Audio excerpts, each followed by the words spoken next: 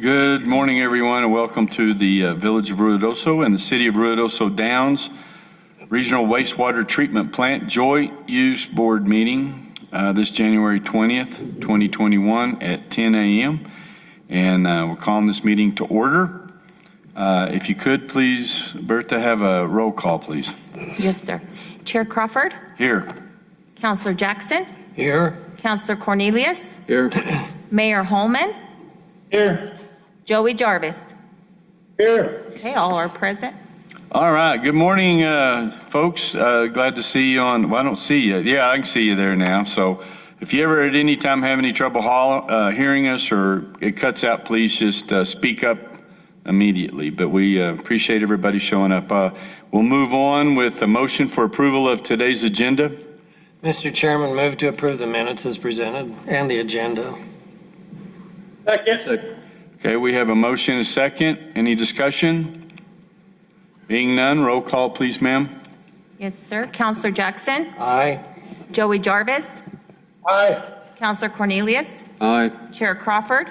Aye. Mayor Holman? Aye. All right, we'll move on to regular items. Item number 1 is discussion and possible action on approval of minutes November 18th, 2020, regular meeting.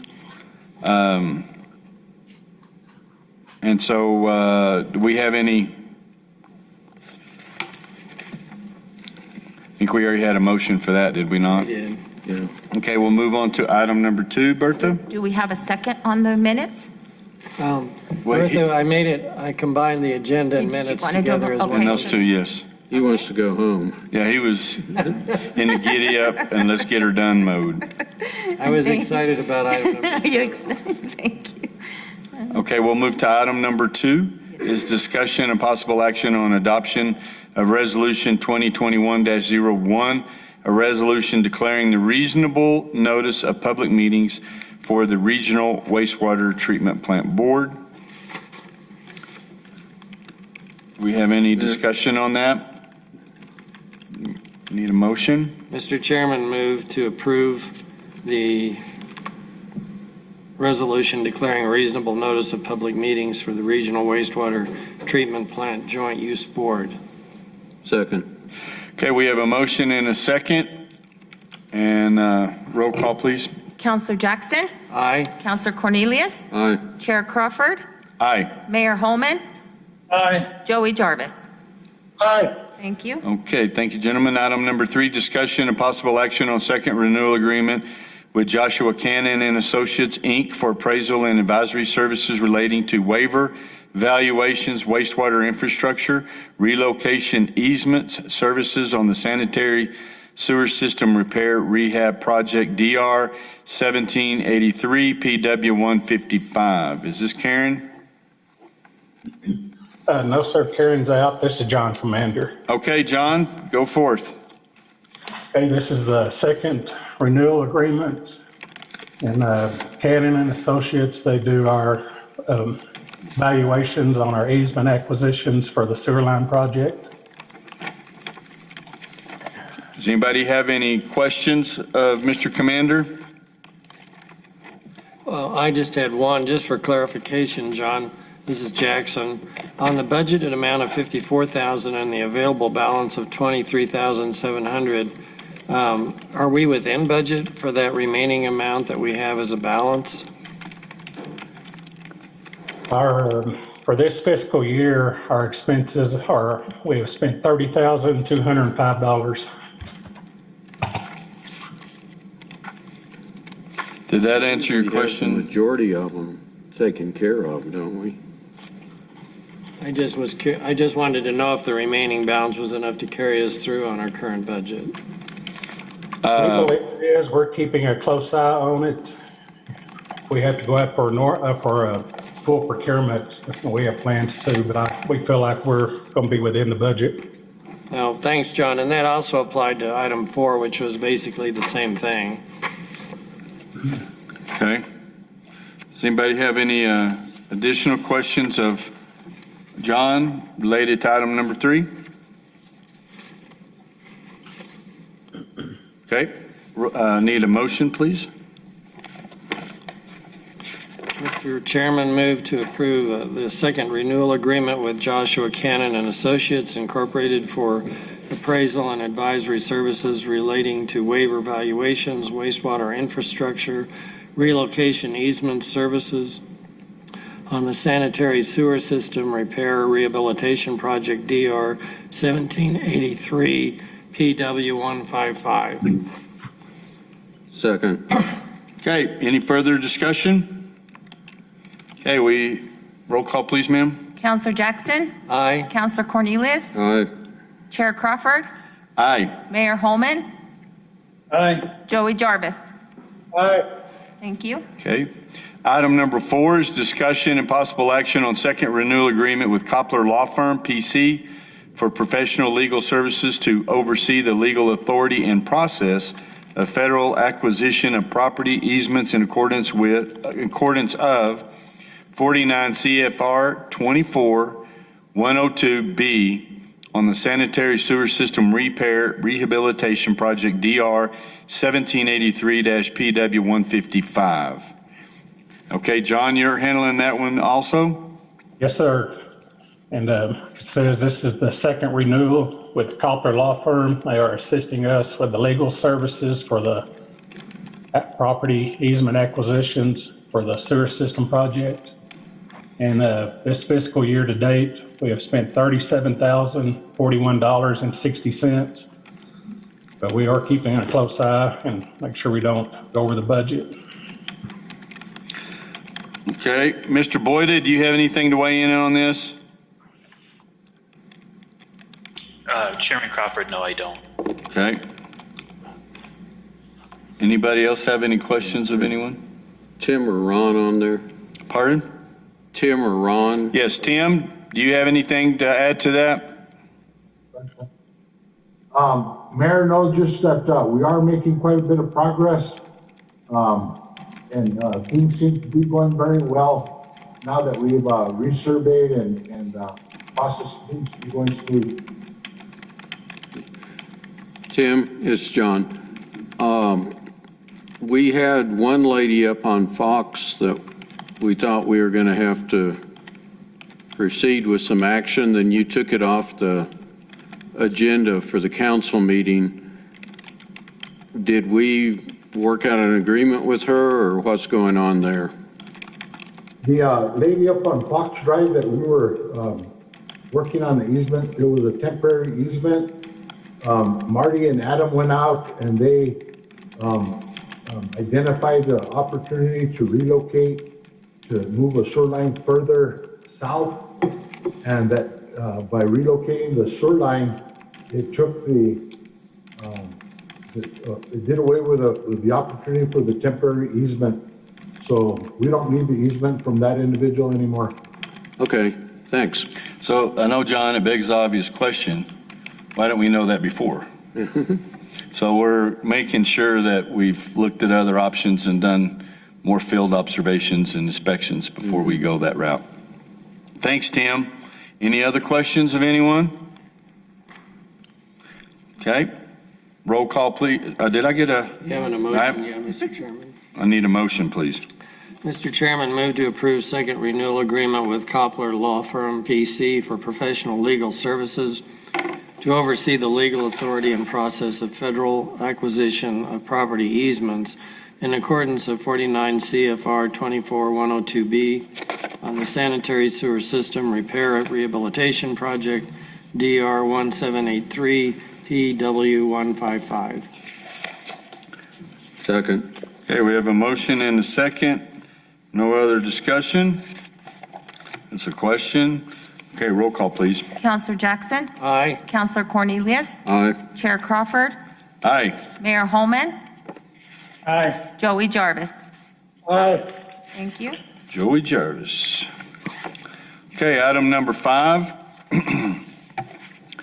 is, this is a presentation on construction bidding alternatives for the lift stations and force mains Phase 2 and hazard mitigation Phase 3 on the sanitary sewer system repair rehab project. And we have with us today from Mosen Corbin, Jerry Paz. Is Jerry on?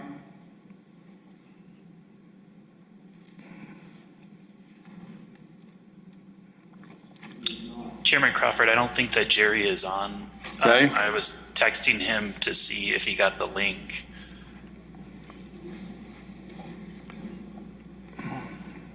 Okay.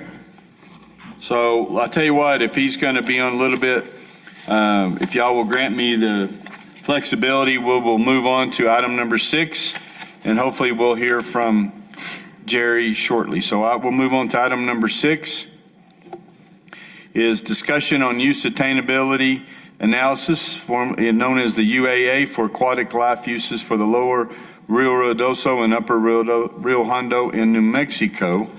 And Mr. Boyda, this is you. Yeah, Chairman Crawford and board members. So at your direction, I've been working with Jim Good. He went through, we met with NMED, and NMED recommended that we make modifications based off of the comments that we received in the last public comment period for the UAA. So Jim made some changes to the document. And then this morning, we advertised for a 30-day public comment period, second public comment period. We're not going to have a public hearing, and we're not going to do any more extensions of it. This is going to be the final comment period. And so if you guys look at page 71 in your packet, or it's page 4 of the UAA, it shows you the remaining portion for the schedule for the UAA process. I haven't found it, have you, on this printout? So it's at page 71 of your total packet, and it's page 4 of the UAA document. I don't have any page numbers, do y'all? Yeah, On this one? Yeah, I Yes. got one, it'll be page 4. It's- Does it have page? 4 is on the back of, Yeah, it's double-sided. yeah. And I'll share my screen here too. So this shows the remaining schedule for the UAA process. So today we started a 30-day comment period.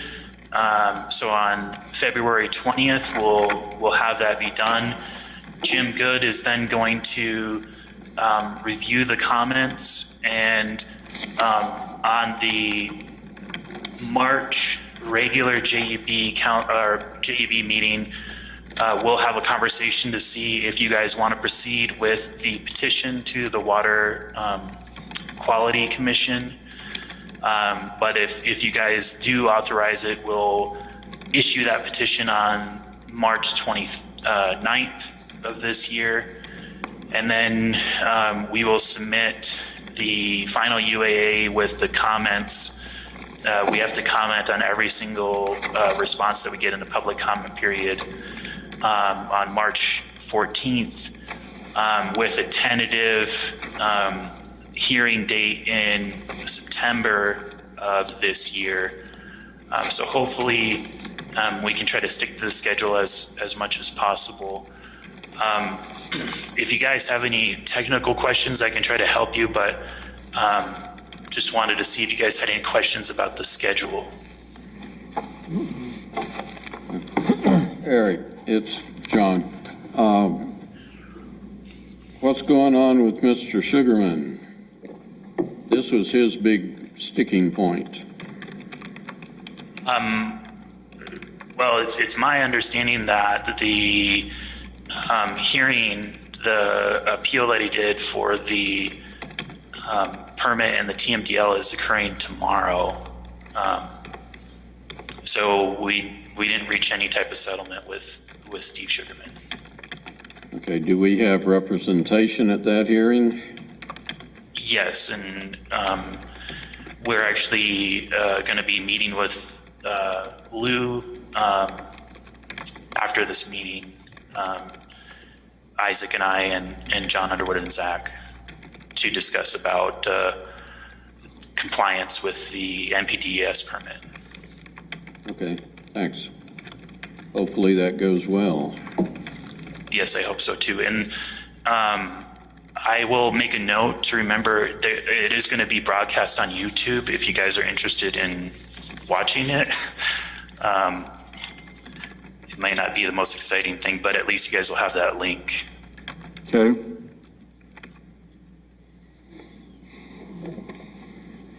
Okay, does anybody have any other questions, comments? And I gave everyone my cell phone number if you guys want to call me at any time to ask me questions about the JUB, or if you have any of your constituents asking you questions and you wanted further clarification, just please give me a call and I'll do my best to help you. Well, this is about time, and 6 or 7 times the budget. Yep, Maybe absolutely. it'll be done. Okay, yeah, we were just having a discussion here that it's about time and that it's only cost us 6 or 7 times what the original budget was, but. And Chairman Crawford, we do feel pretty comfortable where we're sitting at with funding, because you guys had approved a task order with Lou to do the hearing process, so we have that money shored up. The only thing that we might need is just to pay for Jim Good to be an expert witness at the hearing. But otherwise, Jim's really comfortable with the budget he's got left for finishing the JUB document all the way up to the petitioning to the hearing, for the hearing. Okay. Good. Well, for one, I'm glad that we still moved on and held to it. Okay, if there's no further questions for Mr. Boyda, we appreciate it, Eric. Thank you very much. And Thank you, Chairman. we'll move on to item, has Mr. Paz showed up yet? Mayor, it looks like somebody's trying to join by phone. Okay. Mayor, Yes, or sir? I guess I better call you Mr. Chairman. Do you guys have a copy of the presentation there? Yes. Yes? Does everybody, Joey, do you have your copy with you as well? Yes, sir. Is that Jerry on the 575? That's me. That's you, Courtney? Yeah, we're trying to get a hold of Jerry. Tim, Jerry just texted me. He's looking for the link. So I'm going to forward the link to him, and he should be joining us shortly. Okay, Eric, do you have the presentation by chance? I only have it on the PDF. Okay, I think Eric's probably a lot easier to hear than I am. Is that right? Yes? Yes, Eric, could you start reading through the presentation? Sure, just let me send this to Jerry quick. Yeah. Yeah, and he did get the link. Okay.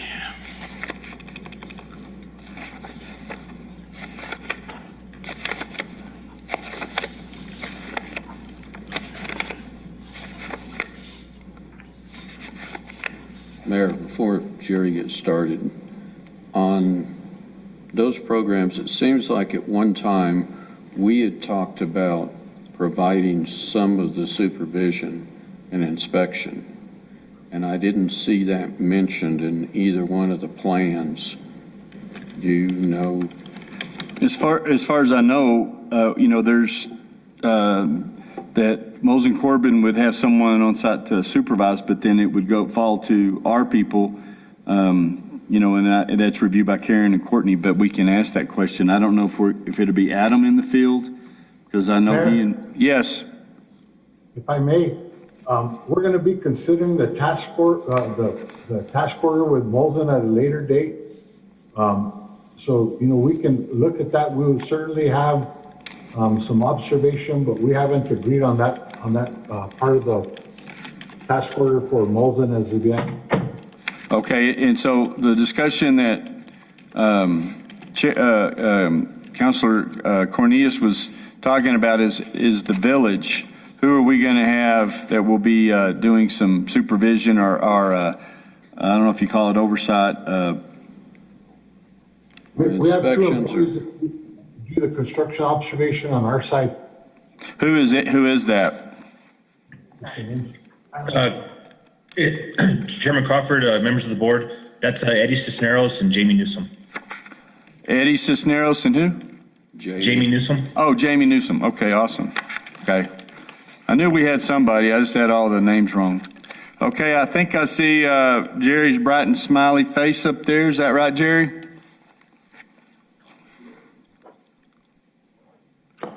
There we are. Here we go. Yes. Good morning.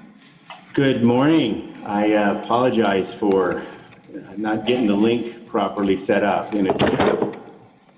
No worries, it's happened to me more than I would like to admit. Mostly it's operator error, but anyway, go ahead, Mr. Paz. Yeah, so let me open up this meeting and share my screen. Do you see? Nothing yet. It looks like it's coming. There you go. So you see the PowerPoint? Yes, sir. Okay. So I think we talked about, this was presented at the council meeting, the last meeting, but just give an update on this project and looking at how we're going to be bidding the next two phases of the Interceptor project. Again, we talked about whether or not, now that we've got one environmental document versus two, if we should separate the bids out into two projects as they are currently, or should we combine them into one project? When we were working with the Corps of Engineers and FEMA before, because of the progression of the project, they required that we bid them in two separate projects. But now that that requirement is no longer out there, we wanted to afford everybody the opportunity to consider combining them if that was an interest. The project area of the mitigation is primarily around the central part of the village.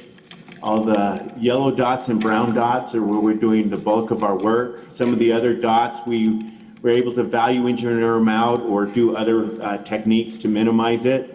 And then you look at these two brown dots here, that's where the lift stations are within the course of what's happening in the mitigation, more through the village itself. And so the lift stations are within the core of where all the work is going to be occurring.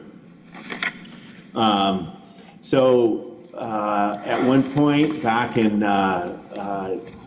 2019, the Corps of Engineers basically held up the 404 permit, and we're not satisfied with the inaccuracies of the design because of a survey that was not precise, was not accurate. And so they held up the 404 permit and then required that a new survey be issued. Well, when that triggered FEMA to rescind their environmental document. Up to that point, we had the restoration contractor out there working in the field, doing their job, and so that basically we had to put them in suspension, send them back to Missouri, and while we got these environmental documents updated. So prior to that, in August of 2019, Del Archuleta came down and myself, we updated the mayors of the JUB on the option of maybe combining the projects and saving money in the oversight and management of the project. We then, subsequent to that, is when we opened bids on the lift station, and there was only one bidder, and FEMA required two bidders, and so we eventually had to withdraw that bid and not award it. The following month, FEMA pulled their environmental assessment, so even going back out to bid no longer became an option because they had to reevaluate the whole environment. So that sent us into a redesign effort. And I know this is a painful memory for all of us. because we were taking these steps backwards instead of moving forward, and it was very frustrating for all of us involved. And so that required a brand new survey, which we spent hundreds of thousands of dollars on, and required a new geotechnical report, which we spent hundreds of thousands of dollars on, to lower the risk of the bid, get the Corps of Engineers happy with the 404 permit, and to move it along. So through the course of 2020, all of that work was redesigned. A new 404 and 401 permit have now been received. A FONSI's now been received, so we're back on track. The restoration project resumed as of, I guess, October of last year, and that project is moving forward. In that primary time, as you might expect, inflation, and then this thing called COVID showed up, and all of that kind of has messed up our bidding environment going forward. The current costs that we're looking at. Now we're estimating the mitigation project with the new design, the new drawings, to be on the order of $17.8 million. The last cost estimate we gave to you in 2019 was $16.1 million at that time. And while the cost did go up 11%, it was primarily due to inflation. We believe, and we're significantly more confident in the set of drawings. We believe that, the survey is more accurate. Our design could be more accurate based on the new survey. And so our risks go way down. We were preparing for substantial redesign efforts in the field because of the poor survey. We went out to bid with a project where we felt like we're going to have to redesign a substantial portion of it in the field while the contractor's working, and that's stress on everybody, keeping the contractor working. So that it was going to be a very, very difficult project. Knowing that up front. So now all of those intangibles have gone away. It's a much more secure project. While the cost did go up, these costs include all those factors. It includes the inflation. It includes a lot of what we are seeing in COVID and current unit prices that we're getting from other major material suppliers. So we feel that while it did go up, it could have gone up quite a bit more. And then it would have been a lot of risk in the field of maybe going up even further as we're dealing with these issues in the field. The lift station project, we're currently estimated at $2.2 million. We did estimate a 20% increase, primarily due to the inflationary factors that I can go over in a second. Our last bid that we got from Smithco was $1.81 million. That, because they were the only one, was rejected. And then again, if we'd awarded it to them, we'd have had to suspend them until the FONSI was released. So even if we had awarded to them, they wouldn't have been able to start on it because of the award. When was that, the last bid? What, you remember when that was awarded? What year? Yeah, that one, the lift station, the bids were received in September of 2019. Okay, that was the one for 1.81 or whatever? Yes, sir. Okay, and so until we had the other one done in 20, we had a 20%, does that not bother anybody? A 20% inflationary increase and then 11% on the mitigation, that just... I believe that's probably a estimate on the lift stations because we haven't got the bid in yet. That's correct. That's our new estimate. And it should be very, it's the cost of waiting. It's the cost of now we're into a new bidding world that has caused, delays and projects and shipping materials and contractors staying busy. So we're in a different bidding environment than we were back in 2019. There was no COVID. It was more business as usual, and things have just gone up. And so as we've seen these prices go up across the state, that's why we're putting the new estimate out there. of 2.2 million because of that basically inflationary factor.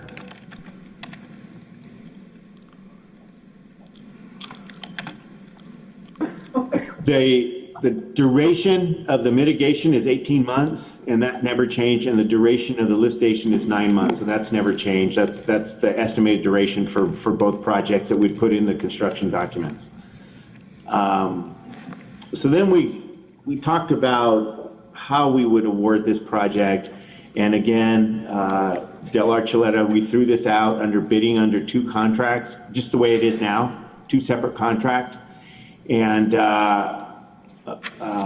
or we bidding it out as a single contract and seeing if we can save money by capturing an economy of scale, by capturing some advantages of one contractor building the whole job and not having 2 contractors work in the same space of the river. Whenever you're having 2 contractors overlapping each other, you're kind of asking for trouble in terms of coordination. So there's those elements that we thought, maybe we bid them as one. If one contractor, we don't worry about the coordination, they coordinate with themselves. So we felt like that was the biggest advantage to a single contract, was that you avoid all the coordination of 2 contractors working in the same general region. Also, there's a typical rule of thumb that the bigger the job, there's an economy of scale. A contractor doesn't have to mobilize 2 crews, contractors, their upfront costs are all the same for one job versus 2 jobs. So you're getting an economy of scale with a bigger project. And the other thing is that on our end and on High Water Mark's end, on the village's end, on the JUB's end, we're managing one project as opposed to 2. So those are all the advantages. The biggest one is in bold, where the contractor is responsible for their own phasing. The communication to the public is 1 notice a week instead of 2, and the public having to decide, is that project, is that phase 2 or is that phase 3? That part goes away. The disadvantages is that whoever gets the river mitigation project will be an earthwork contractor. A contractor that moves boulders and a contractor that moves rock. A contractor that is familiar with, concrete construction, and rock and earth moving contractor. And with a few exceptions, like a couple exceptions, those contractors do not do utilities. They don't do the lift station type of work. They don't do process piping. And so you would end up in a situation where you had a prime contractor subbing out to a subcontractor. And the prime contractor, so you would end up with 2 contractors anyway, but you do avoid the coordination. The disadvantage is we'd have to take the 2 plan sets that we have now, and we'd have to combine them into 1. So that's a disadvantage. Another disadvantagement is the easements are just about ready on the lift station, so there's no delay. Once those easements are in hand, we can go out to bid and get to work on the lift station before that price climbs as it has been over time. So that price could be climbing while we're waiting on the mitigation easements. So there's that time. Also, the way FEMA has categorized the compliance on the lift station is it's very, very simple. The compliance that's going to occur during construction on the mitigation is very complex. And when we blend the 2, we make both of them complex. So the easement compliance with respect to the FEMA, the Clean Water Act, the NEPA, all of that complicates the lift station portion of the project that would not be complicated if it was 2 projects. So that's a disadvantage of a single contract. The advantages of 2 contracts are kind of like the reverse opposite. You get 2 contractors that specialize in their work. You get a good lift station contractor, you get a good earthwork contractor. So you're getting 2 experienced contractors to do they're separate parts of the project, and so that's a benefit. Again, the easements and lift stations are ready, so they would have to wait until the mitigation easements are ready, maybe this summer. And so we would have to wait on those bids. So you're waiting on the time that it takes to get that under construction. And, you know, time, as you've seen, is money. And so that would be that advantage is we would not have to wait on the lift station. We could go out to bid quicker. And again, the compliance is quicker. So those are the advantages. And the disadvantages of the two contractors, we only got one bid the first time around. And so the thought is that the competition may not be that high. The bidding environment may have changed and we may get more bidders. This time around, we talked about eliminating the RFP process. We did the RFP process. We were going to select on qualifications and bid. The low dollar was going to be worth 60% of the project or 70% of the project, and the qualifications of the contractors were going to be worth 30%. So in the RFP process, we think that discouraged some lift station bidders. It wasn't big enough to put in all that paperwork to show their past qualification statement. So we think that may have discouraged on a job that's under 5 million. Maybe that's not the best approach. We talked about if we do bid it again, we probably would remove that requirement to try to build up more competition to get better bids.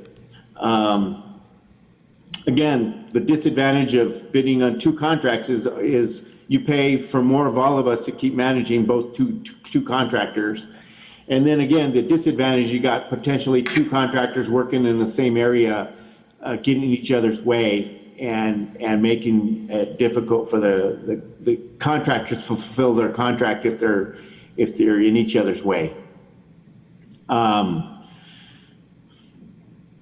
I was asked to identify what impacts does this have to the construction cost. And again, all of these are estimates based on the engineer's estimate. We don't have the bids yet, so I'm sharing with you what our experience has and what we've read up on. But if we combined them, the earthwork contractor, the bigger contractor, the dog would get the lift station, which is the tail. So the earthwork contractor would get it, and if the earthwork contractor does utilities, and there's one or two of them that do both, then there could be a cost savings. And that savings could be about 5% or about $110,000 on that lift station. If the earthwork contractor does not do utilities and they simply hire the lift station contractor as a subcontractor, you could see the price go up as high as $250,000 on that markup that you would find from the earthwork contractor to the lift station contractor. So there's the spread. The savings could be to your favor if we get the right contractor. Now, again, if we combined them, it would be a benefit. There would be those two contractors that would put them in the driver's seat of getting the bid. You're really kind of favoring two contractors in the state who can do both of the work. But if you open it up to construction, if you do bid as a single project, you're likely to have a bigger markup. So the upside, which is a negative, is great, but the downside could be greater if you bid them together. The downside would be greater. In terms of our fee, Moles and Corbin's fee, when we look at the cost of mitigation, the cost of the lift stations, and the sum of these costs, a year and a half ago, we had a higher number in this FATA for a field engineering. We felt like because of the inaccuracy of the plans, we're gonna have to do a lot of field engineering. And so we had that in our original budget. We can take that number down substantially from 344 to 129 because we think the plans are in much better shape. We do think there is gonna be some field engineering, but it's not gonna be near to the level it was going to be in the past. And we also think that the field engineering we're going to do is the kind that's gonna save money. That our design is secure, but if there's an opportunity to save money, we would want to take advantage of that opportunity and adjust the design. If we were to bid them separately, here's the cost of the mitigation, here's the cost of the lift station. If you add the two together, that would be the Molson fee. If we combine them, we think there's some savings in our planning effort, and there would be a savings up to about $125,000 if we were to combine them on our end of it. Are there any questions on that? I don't think so. Go ahead. So the next question I was asked is, okay, Jerry, what are the variables that we might encounter? What things could go wrong as we go down the road, and what are the things that I need to prepare you for? And so we came up with this list, and number one is the schedule. If we do separate projects, you could have construction. If we started the lift station right away and it took a while to get the mitigation underway, your total project construction time could go between 18 months at the minimum. Thank you. If we were to get the mitigation under construction within the first 9 months, you're looking at 18 months. But if they went the full lift station, the full mitigation back to back, it would be as high as 27 months. If you combine it, it's 18 months. And that's where those cost savings on our time shows up.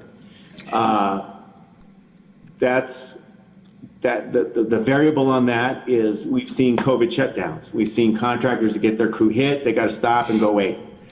And then they got to come back, quarantine for 10 days, go back or test negative, whatever the protocol is.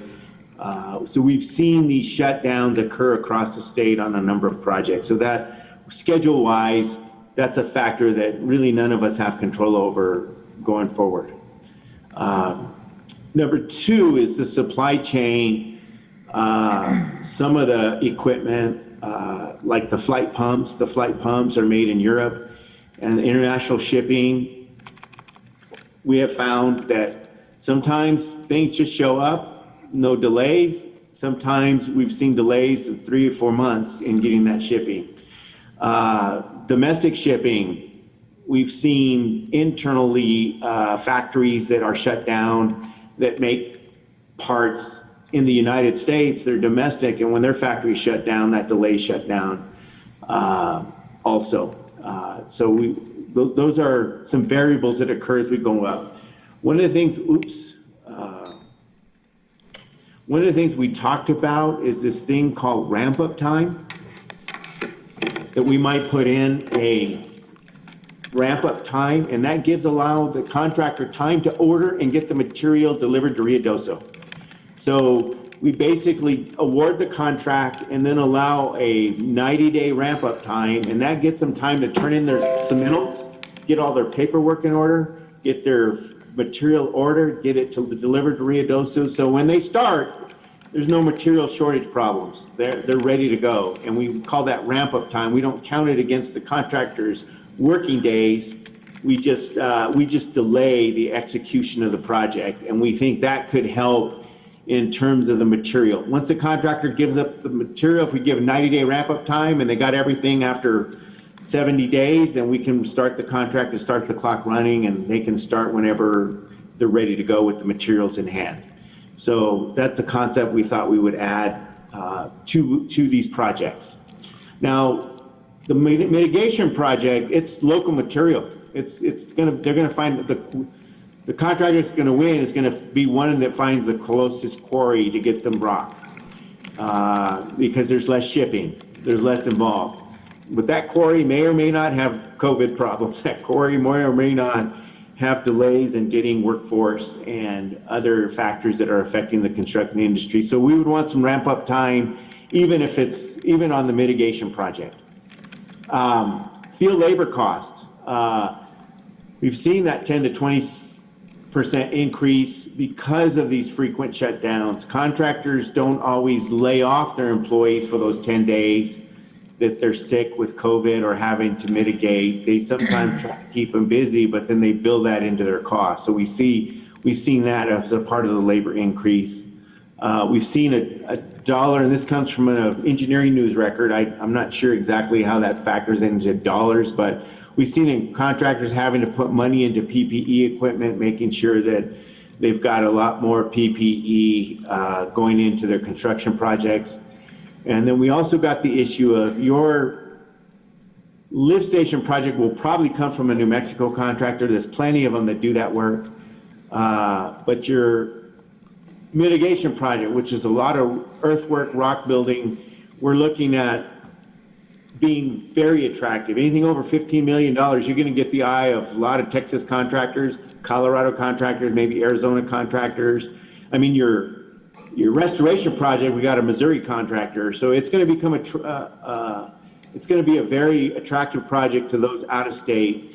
And we also think that they might have to deal with that quarantine problem of workers coming in and out of state for that. So we did talk about adding a COVID contingency plan in the contractor's bid, that we put in a requirement that they submit their COVID contingency plan. And what that means, if they get a hit, if they get somebody exposed that may have to quarantine, that we have the contractors give us their plan to deal with COVID, just like we all have had to deal with. We've had situations where everybody has had to quarantine themselves, and by this time, I think everybody's had to quarantine themselves. I haven't been hit, but people close to me have been hit, and we've had to take precautions. And so we want to make sure that they have their act together in terms of preparing for a exposure and preparing for a hit, and how they would manage their way through that. Jerry, this is Jackson. Has anyone looked at, I see the heavy influence of COVID on virtually all of this, and I understand that, speaking medically, but has anyone looked at being a proponent of having COVID vaccinations for some of these contractors? So from what I've understood is, the priorities have been others. So, I registered for a COVID vaccine and I got denied. I'm not eligible to get a vaccine yet. I checked that I was obese, but that was not bad enough to get me on the list. I didn't have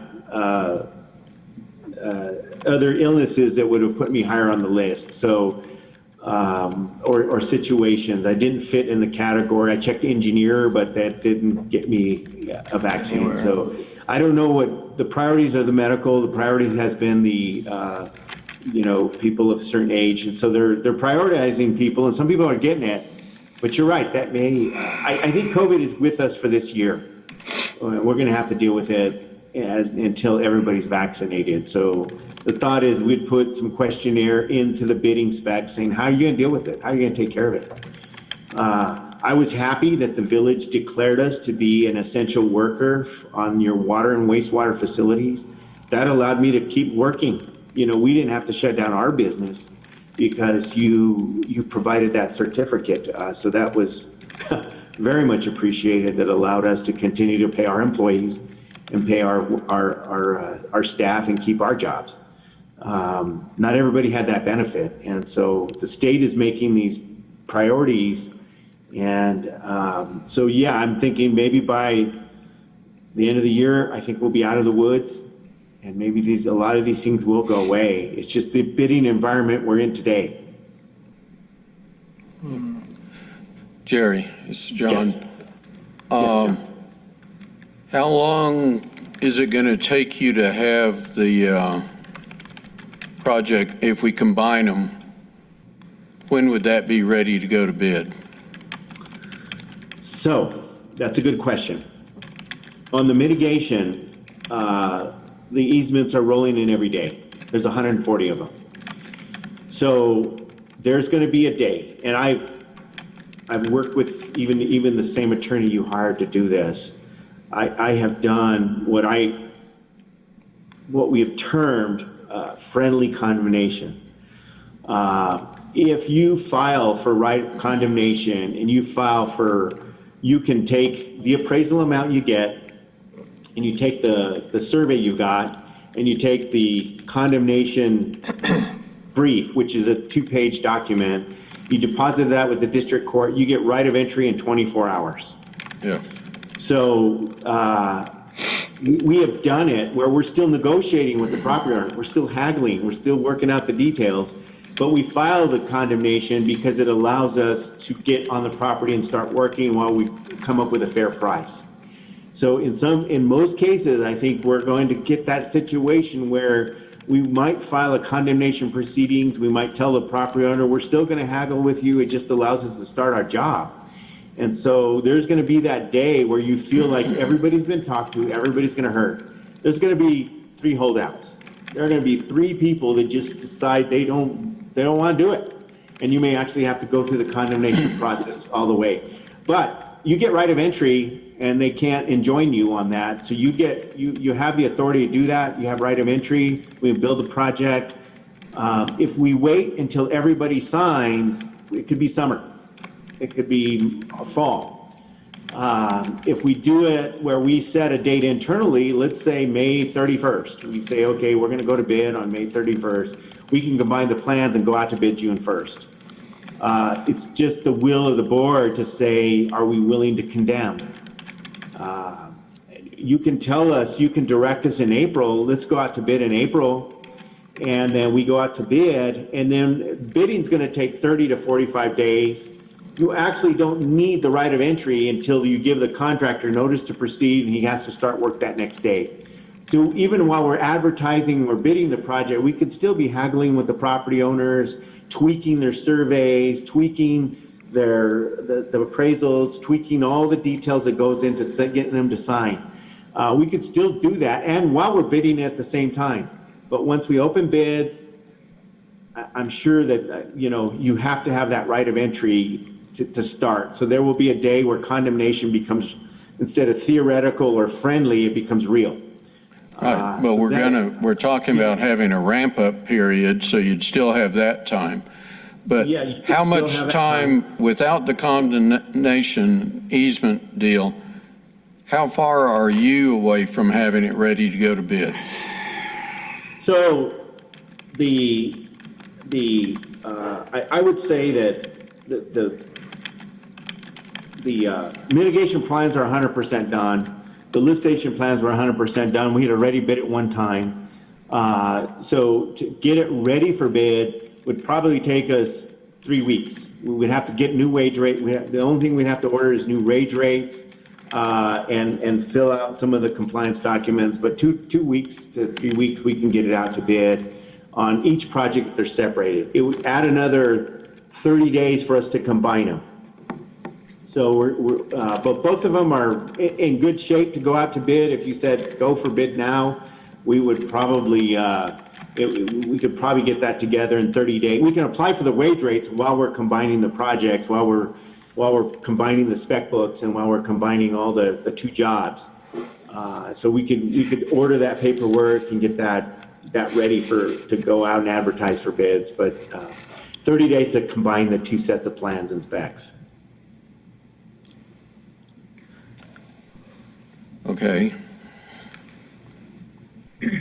So so if we picked a date, if the JU board said, okay, and I'm just picking April 1st, that said we're going to bid them combined, we can make that happen, and that gives you a little time to negotiate the rest of the easements. And then, like you said, Counselor, that we could use the bidding time to keep haggling, and then we could use the ramp-up time to keep haggling.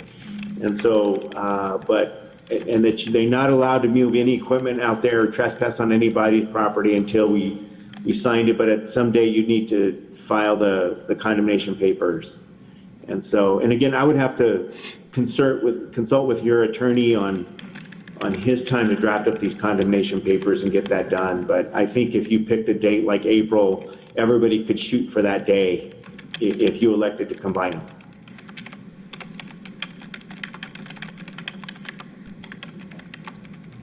And I think that's a fair time to flesh out the negotiations. And there's some where, we're shooting for 20 foot and the property owner says, I'll give you 18 because I don't want to cut that tree down or my rose garden or something. And we're tweaking these surveys to try to get, if it doesn't compromise the integrity of your project, we're tweaking these surveys to help get the property owner to the finish line where he or she signs the easements.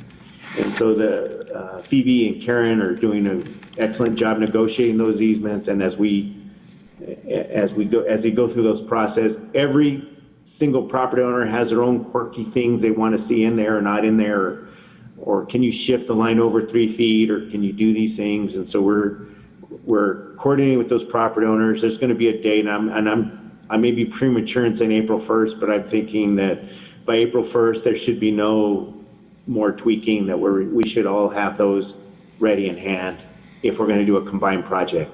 If we're going to do separate projects, we can go out to bid on the lift station project in 3 weeks and get that one rolling. Well, if we got that one rolling, can we specify where they start to eliminate that working on top of each other problem? Seems Yes. like they're going to have a pretty good head start. Yes. We would specify that in the mitigation contract.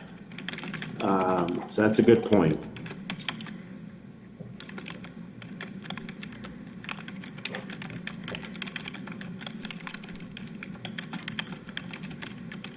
Now, is it the lift stations that are you think will have the supply problems with international shipping, or? Yeah, and so when I called the supplier for that equipment, I asked him what's your experience. He said hit and miss. He said, I've got things that have 3-week delivery time. They're here in 3 weeks. I said, I've had projects that have had 3-week delivery time and they're here in 3 months. He said it's hit and miss. So that's where I'm expecting the long delay.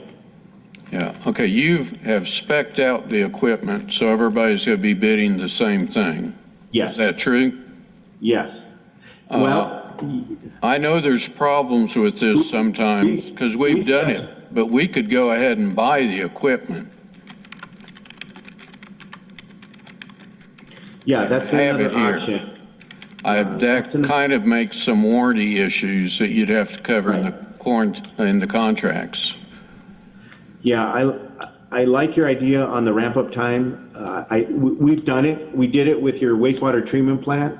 We bought the media. Or we entered into we had a separate bid on the media that went into that plant because the structure that housed the median, there was only 2 manufacturers in the world that has the membrane material that goes into your treatment plant. And the structure to encase that material was different for each supplier. So we wanted to know, how are we going to design this structure? Are we going to design it for product A or product B? So we bid the products against each other and we made them guarantee their price, and then we put that into the bid of the overall job. So we've done that before, where we pre-award the equipment part of it. On this size of a project, I think, so we've done that before. In fact, we just did that on a job in Las Cruces with UV equipment, where we pre-selected the equipment. So now we can design our structure around that piece of equipment, and they were competitively bid. Or we've done owner-purchased equipment where we've bought it, but it does bring in the warranty issues. And so I do like your idea of the ramp-up time, because I think that puts all the burden on the contractor. If the equipment was $2 million and it was a big, or like your membranes where it was a unique or specialized piece of equipment, like the UV tubes, where they're very unique pieces of product that we had to design around.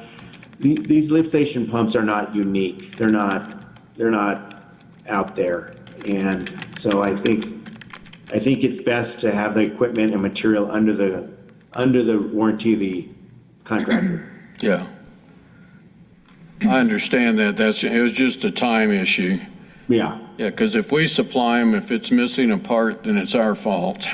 right. And then they have to order that one part, and then there's a delay anyway, and Yeah, so I worry about that on the, now, again, when we've bought $1 million pieces of equipment on projects, we did that on the cogeneration facility. It was like a $3 million, two generators that take the digester gas and made methane gas and made electricity out of it to run the plant. So that project was, we bought those generators and then we hired a separate contractor to install them. So we did that, but it was they're very unique, very selective, very critical pieces of equipment. And I don't think these lift station pumps fall into that category. okay.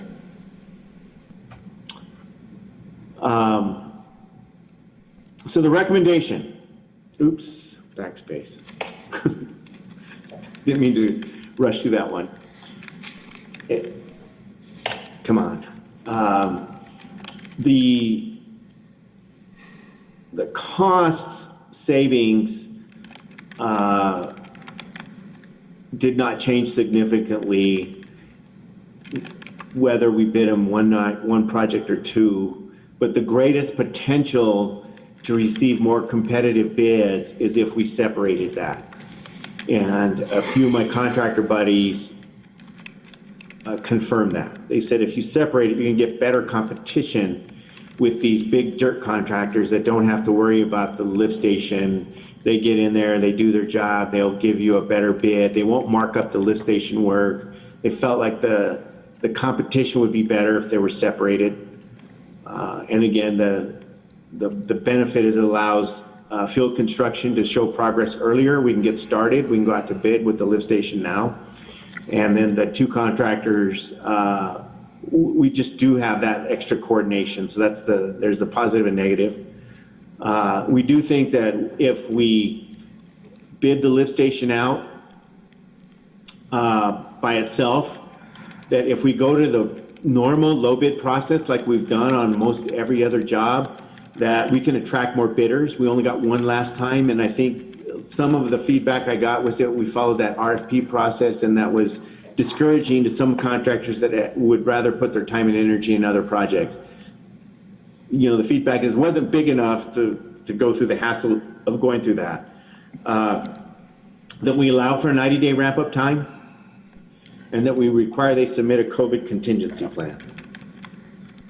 On the mitigation process, we believe that is a big project. We believe that you should have a good qualified contractor. We support you in the idea of going to RFPs, which you have requested in the past, and we think that's a great move forward. That we stick with that we not abandon that because of the size being over $15 million, that would serve you well. Now, you may not get the low bidder. You may get the bidder that's most qualified to do the work for the best price. So, but it's a good process to get you somebody that's very good to work with. And so that's what we went through. We got SAK on the restoration project. They're out of state, but they're a very good contractor. They've been very good to you. There's some things that could have happened on that job. When you send a contractor home and say, go away, and we come back another day, that opens up the can of worms for litigation, and I applaud them for not going down that path. I applaud them for not going down that path. That's a path they could have chosen to do. That's a path that worried us. And so I think if you go the RFP process, I do like that. I do think that gets you a value on a job that size. I think you get a 60-day ramp-up time, not 90. Because I think if you're going to have somebody in your crushing plant get COVID and they have to shut down, it's not going to be a long delay. It's going to be a 10-day delay, a 2-week delay, maybe a month over time. But I thought maybe a 60-day ramp-up period, that gives you time to have all the material crushed that you need to start the job and go. And that we also request a COVID contingency plan because as these contractors shut down and come and go, that we want to make sure that they are prepared to deal with COVID. And I think everybody seems to be a lot more on board with COVID now. We've all been through it. We've all experienced it, and we've all bounced back from it. So I think it's now part of our ability to do business, and we'd like to make sure that their contingency plan is built into their bid, and that we're not hitting for extra costs every time they're shut down by the Department of Health. And I will say I have a project that's a $35 million project going on right now where the owner got COVID and shut down the contractor. So nobody in the construction side got COVID. It was the owner that got COVID, and they couldn't provide the oversight on the project to get it done, so they shut it down. So these shutdowns are occurring for a wide variety of reasons. And that's just the nature of what's happening. And so with that, I'd ask for any questions. Mayor, Yes, sir. is this something that we could offer testing? Seems like we've got quite a bit of testing going on. Could we offer that to these companies if they needed it? We can certainly coordinate something with the state, with Martha and those guys. That it wouldn't be any issue. It's right there by our, sure. It seems like finally we've got the testing part going fairly well. That I don't know if that makes any difference to them or not. We have it. Yeah, I mean, my first time I got tested, it took 12 days to get my answer. I think lately I've heard 3 days. Most of it is, 2 to 3 days. I know that some of it is even earlier than that. If they can be notified by email or text or whatever, they can certainly do that. And I was just wondering, I don't know where a lot of these companies are coming from, but the vaccinations have really ramped up around here. So I don't know if they have that option or not. Yeah, and that is, as I understand it, that's not that's up to the Department of Health to, Well, they've changed a lot of rules. In fact, now Presbyterian and another local office is going to be administering vaccines. They're talking about drive-throughs in Albuquerque, and so that'll ramp up. But the 2-week quarantine, self-quarantining or whatever, with this being an essential part and classified by the governor's own people, there's not going to be a 2-week waiting period for people that contractors that are coming into the state. So there won't be that issue, but we can certainly work out a way to get tested. Tim's the master of that.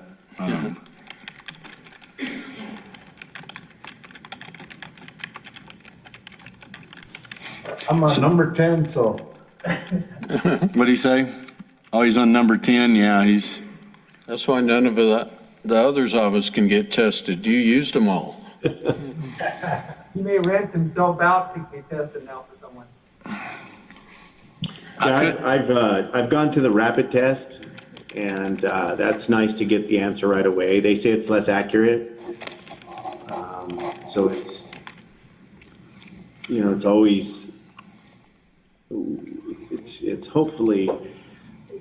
Last March, nobody knew what to do. Testing wasn't available, and now I think we're in a lot better situation as a country, as a nation, and maybe these factors go away. I just, when you all asked to kind of look at what might be the impacts, this is what we came up with.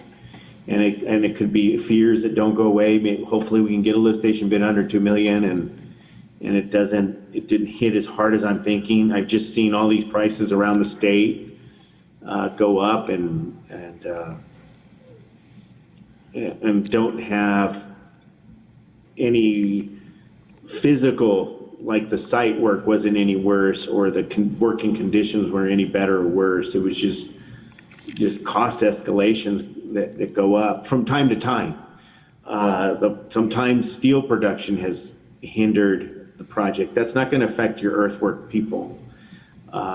So, I think it's really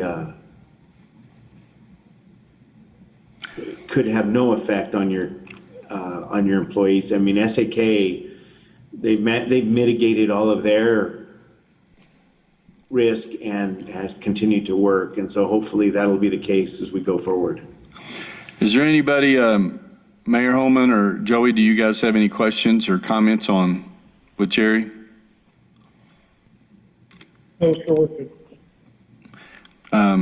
So I know at what point do we need to make a decision? I know the council's, the consensus I got from the council the other day was that we were looking at 2 projects instead of 1.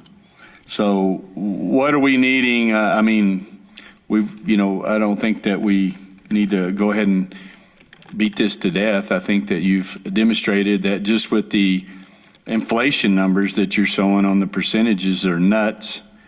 But, what should we be doing at this point, Jerry? Are you looking for direction from the JUB or what? Yeah, okay, so yes. Hey, Yes, hey, What is it, Tim? yes, sir. Mayor, I think, from the administration standpoint, we've taken the position that we should keep it separate. I don't think, we can have a further discussion as far as Moles and Corbin, but recommendation is that we move forward in there, and all we need is concurrence from the JUB board, if you agree with our recommendation. Okay. Yes, Mayor, right now they are separate. So you can tell us pedal to the metal, keep it pushing. Let's get this thing out, both of them, out to bid as soon as we can. And we'll keep them separate and we'll get that lift station out to bid now. If you want us to combine them, Okay. then we need to stop, time out, and then negotiate that going forward. Okay. This is Jackson again. It would seem to me that I would be concurrent with everything we discussed at the last village meeting, and that is by keeping them separate, we can keep this on track. The other concern I have is another issue that was brought up, is that if you try to combine it, not only will it be an unknown length of delay, but also I'm concerned that by separating it, you're going to make it where we don't have one bid only, and then that stops everything, and we take 3 steps backwards. Mayor Holman, Joey, do you guys concur with that to maintain the 2 separate bids, 2 different jobs? Yes, that's fine with us. Yeah. Okay. All right. I think that we're good with that. That this consensus is that we want to maintain with what we've got. If they're ready to go. If you're ready to go, move forward. Okay? So 3 weeks. Yeah, I mean, that's just, we can put this out in 3 weeks, and I will work with Karen, the village staff, and Phoebe to make sure that that works with their schedule, the administrative schedule, but from a design standpoint, we should be able to get this out in 3 weeks. Okay. All right. Well, thank you, Jerry. All right. All right. Thank you. Now we will move on to item number 7, which is the discussion of possible action on addressing of main gate open closure, signage, cameras, and security lighting at the regional wastewater treatment plant in the amount not to exceed $26,000 and no cents. And this was postponed from the November 18th, 2020 regular meeting. Isaac, do you have some additional information for us? Mayor, councilors, yes, I do. So far, we have already purchased the 4-channel camera system with 2 cameras already purchased in the amount of $1,727.42 from Mountain Alarm Systems. One of the cameras is facing the fence and the entrance area of the facility, and the other is facing the entryway into the main building. Power to the gate has already been completed by Latigo Electric. That was done on 1/11 of this year, 21, in the amount of $9,242.11. We put a pole over there with a floodlight as well as a plug for an additional camera at the gate. So in addition to that, we purchased another camera with 1,000 feet of coaxial cable from Mountain Alarm Systems as well, in the amount of $2,376.56. We're still waiting for that to get ordered and installed. We are in the process right now of getting the 3 quotes for the automatic gate. We've gotten 2 so far, and we're just waiting on the last one, and it'll be complete. Okay, I know we were looking at making a decision on spending some money on the 26th, so you had it in your budget to pull those funds? Yes, sir, we did. Okay, And so far, we have used $13,346 of it, Sounds of the like, $26,000. sounds like we ought to go ahead and put a gate on it, since we have all these cameras now. yeah. Yeah. And so the $26,000 is just an up to amount that we don't have you don't have a bid on the gate or Or not to exceed. not to exceed? Yes, sir, not to exceed. We're just waiting on the quotes now for the gate itself. Okay, The big thing was getting the power out there, which we've already done. So now, as far as getting the gate installed and the keypad, should be a pretty straightforward process from here. okay. Okay. Anybody want to move to a motion on this? Chairman, I'll make that motion to allow staff to move forward with the power installation at the main gate entrance and gathering quotes for the automatic gate. We have a second? Second? Okay, we have a motion, second. Any other discussion? Roll call, please, Bertha. Joey Jarvis, Aye. Counselor Jackson, Aye. Mayor Holman, Aye. Counselor Cornelius, Aye. Chair Crawford. Aye. Thank you. All right. Thank you very much for that. We'll move on. Isaac, you're up again. Item number 8 is the monthly report on the regional wastewater treatment plant. And all this is just to show how we ran in the month of December. Our flows were pretty average. I mean, we averaged for the month of 1.37, which to me is pretty low. But that's probably due because of the virus as well as no snow.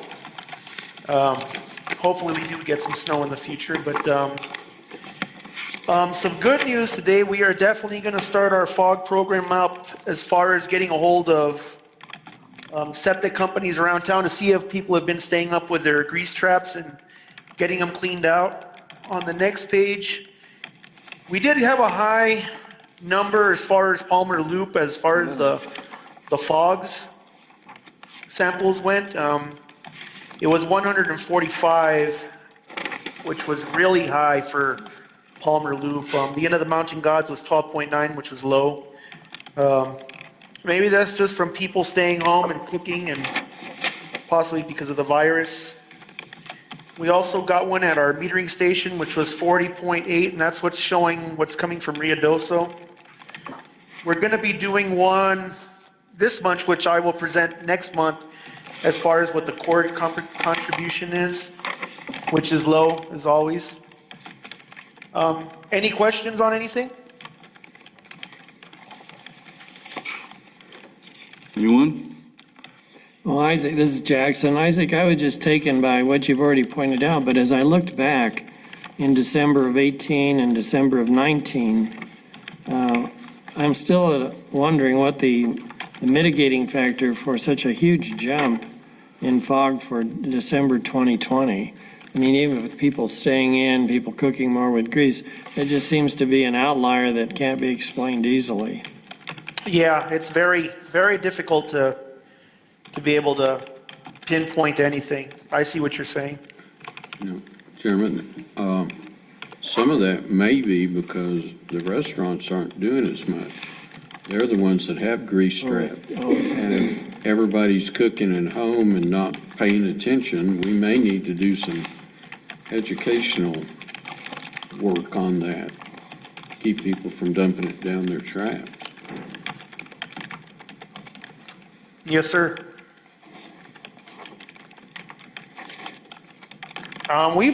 We've put up pamphlets before. We could definitely do that again, or maybe we can brainstorm on some ideas on how to educate the public, because I know that's probably what the case is.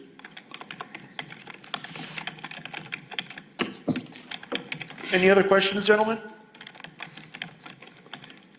And again, the fog, the optimal is we're shooting for, what was it, 20 or 25? Yes, sir, 20. Anything below 20 is really good. I mean, I have noticed that we are getting more foam in the facility, and that's why we're making phone calls since we really can't visit everybody. But Ruidoso Septic is going to give us some information on, like I said, who's been on the up and up on it and who hasn't. Okay. And then we'll need to move that on to whatever else we need to do. We'll first contact them, but it looks like it's just, not either it's not being adhered to anymore or whatever. So we'll have to inspect that. Yes, sir, we will. Does anybody else have any comments or questions for Isaac? No? Okay, thank you, Isaac. Thank you, gentlemen. Okay, do we move on to the reports from board members? Mayor Holman, do you or Joey Jarvis have anything to report or that you'd like to discuss?